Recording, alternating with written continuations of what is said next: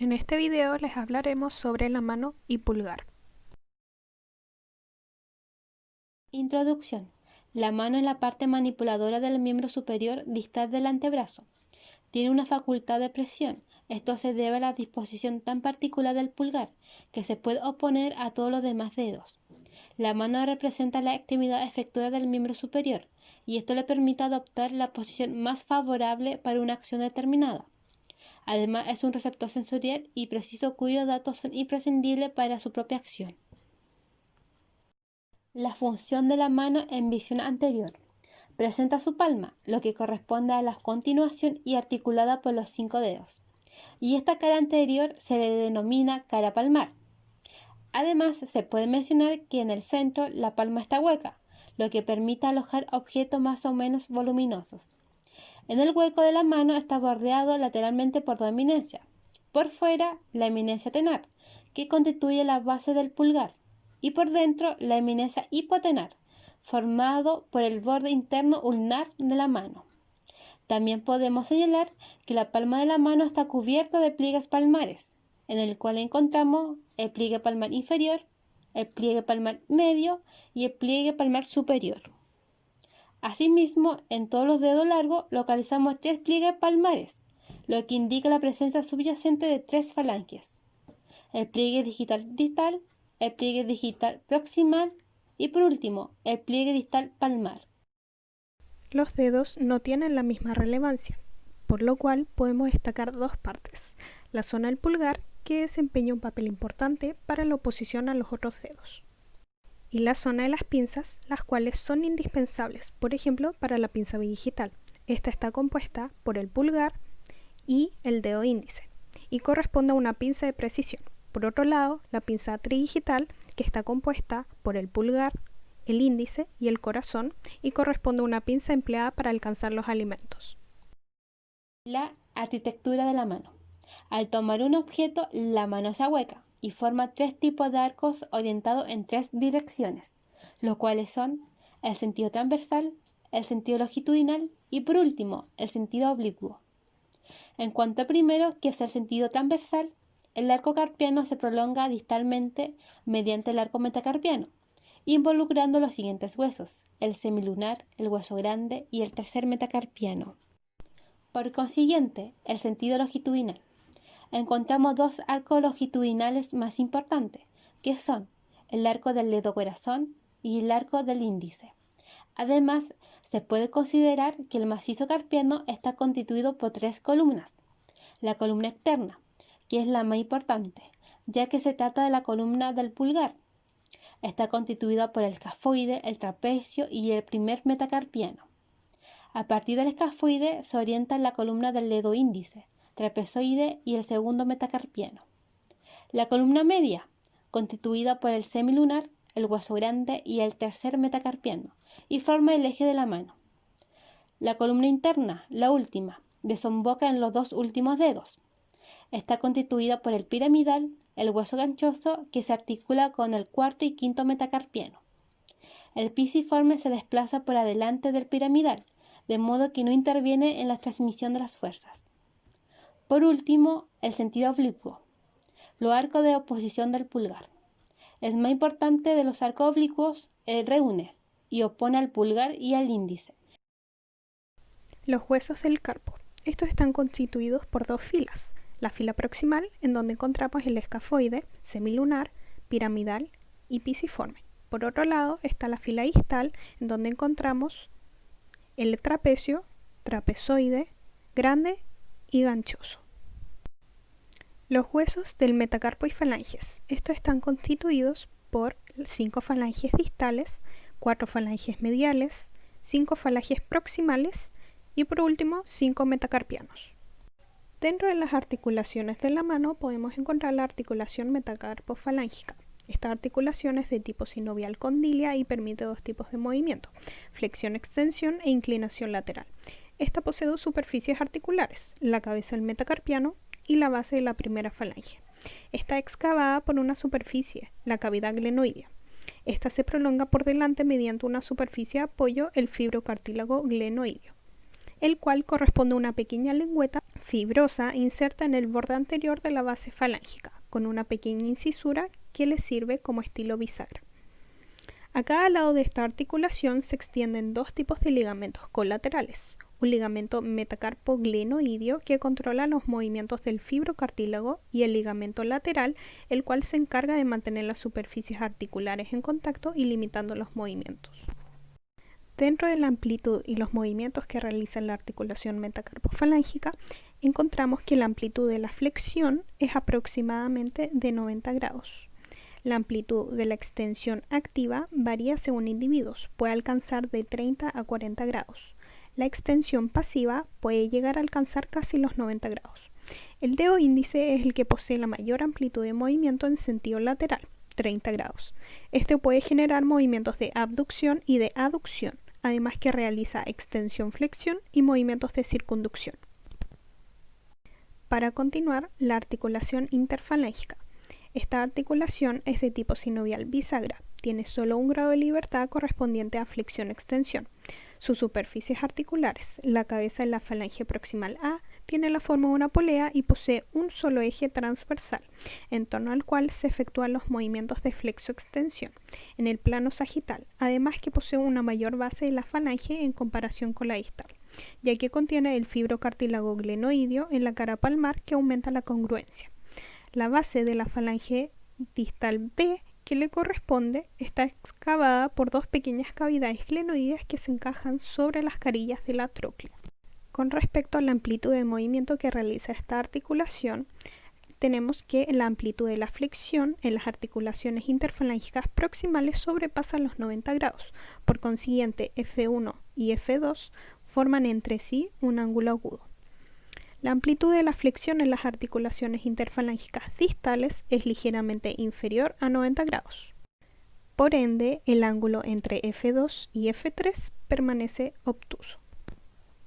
En los músculos flexores está el flexor superficial que se inserta en la segunda falange y no actúa sobre la falange distal. Y el flexor profundo, flexor de la falange distal y que se asocia rápidamente a la flexión de la falange medial. Tiene una eficacia máxima con la falange proximal que se encuentra extendida por los músculos extensores de los dedos, sinérgicos con extensor de dedos y extensores radiales. Corredoras y vaina de los tendones flexores. Para recorrer las porciones cóncavas de su trayecto, los tendones deben quedar sujetos al esqueleto mediante corredoras fibrosas, ya que si no, la tensión provocaría que siguieran la cuerda del arco del esqueleto. La primera corredora osteofibrosa es el conducto carpiano. Entre los dos bordes del conducto carpiano se extiende una banda fibrosa, el retináculo flexor, ligamento transverso del carpo, así constituyendo la mayor polea osteofibrosa del cuerpo humano. Los tendones flexores quedan sujetos por tres poleas fibrosas en cada dedo. La polea A1 ligeramente por encima de la cabeza metacarpiana, la polea A3 en la cara anterior de la primera falange y la polea A5 en la cara anterior de la segunda falange.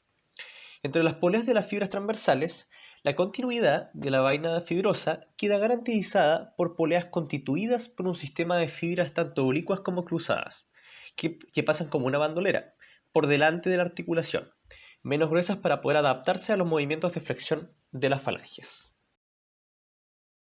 En los músculos extensores de los dedos, este es el más lateral de la capa superficial, se trata de un músculo epicóndilo lateral que envía tendones a los dedos 2, 3, 4 y 5. Es ancho y aplastado de adelante hacia atrás, y este se divide enseguida en tres fascículos que originan 4 tendones destinados al índice, al dedo medio, al anular y al meñique. Entre sus músculos encontramos el extensor cubital del carpo, extensor del dedo meñique, extensor de los dedos, extensor largo del pulgar, extensor radial largo y corto del carpo y extensor corto del pulgar, aductor largo del pulgar. Los músculos interóseos poseen dos tipos de acciones sobre la articulación metacarpofalángica, una acción de lateralidad y una de flexoextensión. Su acción de lateralidad sobre los dedos está determinada por la inserción de una parte del tendón terminal sobre el tubérculo lateral de la base de la primera falange. Esta acción es tan distinta que la inserción corresponde incluso a veces a un cuerpo muscular distinto. La diferencia de los músculos interóseos con los músculos palmares es que los interóseos son más potentes que los palmares ya que son más voluminosos.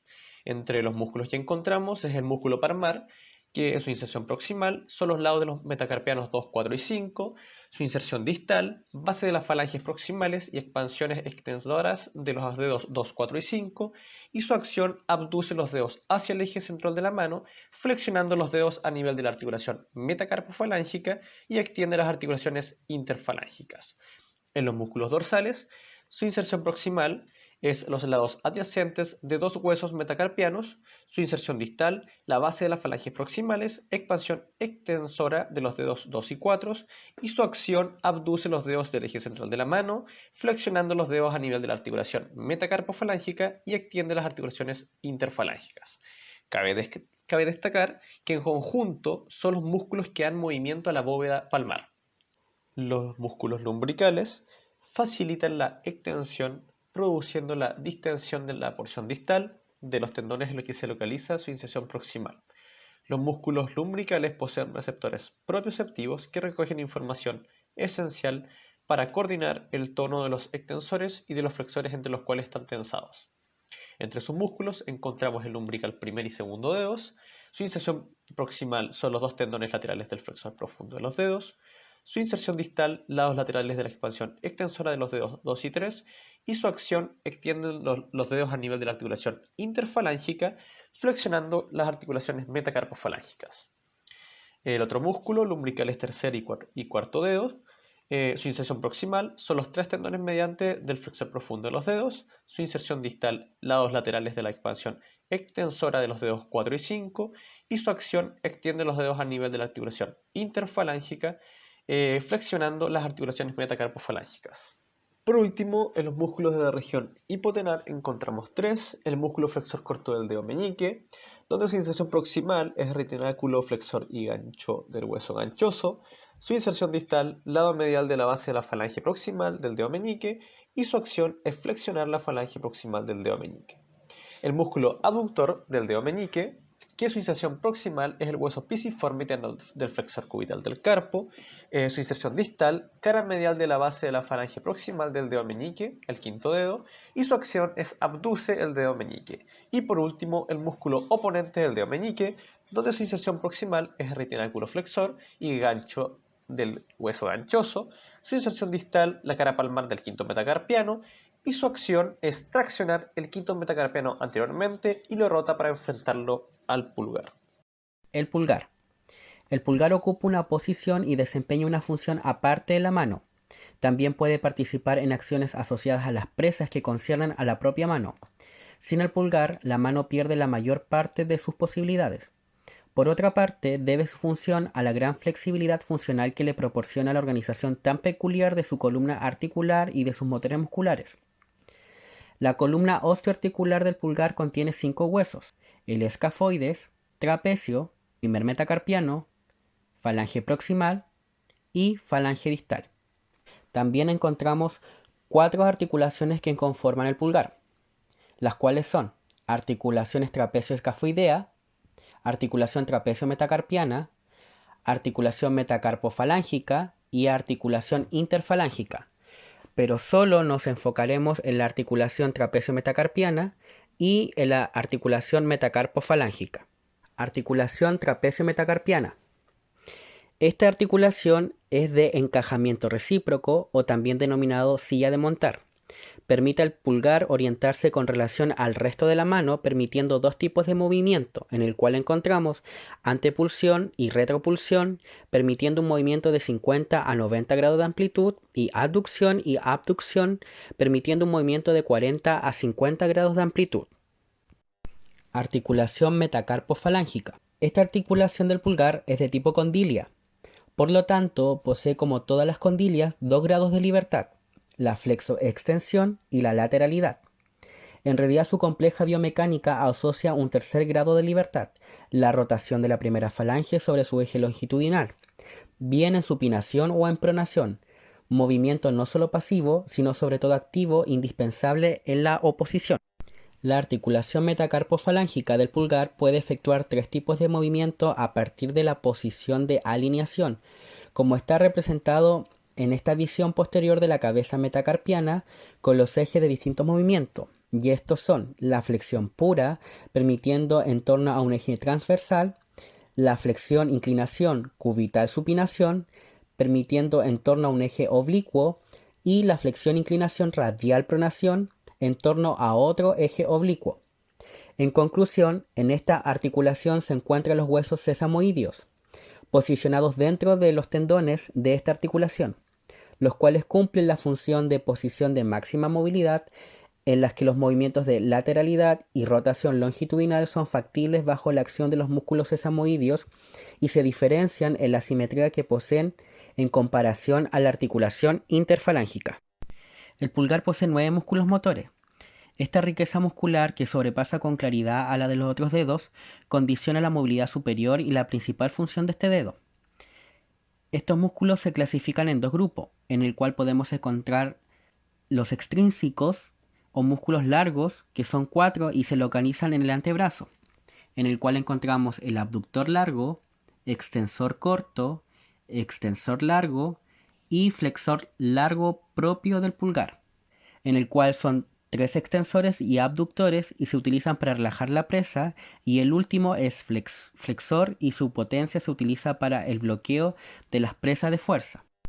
El segundo grupo son los músculos intrínsecos, incluidos en la eminencia tenar y el primer espacio interóseo, en el cual son 5: el flexor corto, el oponente, abductor corto, abductor del pulgar y primer interóseo palmar.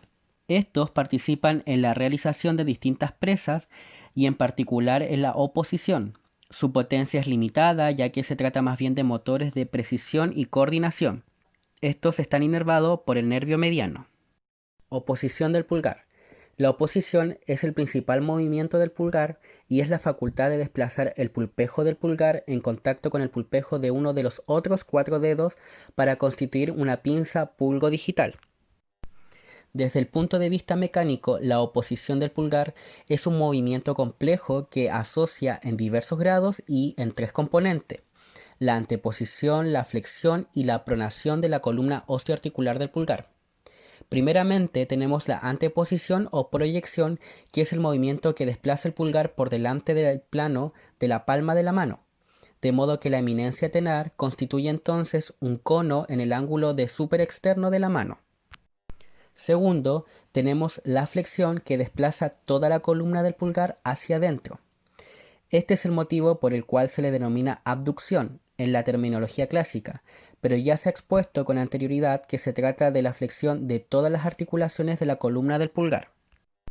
Por último, tenemos la pronación, que es un componente esencial de la oposición del pulgar, merced a la cual los pulpejos pueden contactar lino con otro. Se puede definir como el cambio de actitud de la última falange del pulgar, que mira en direcciones diferentes según su grado de rotación sobre su eje longitudinal.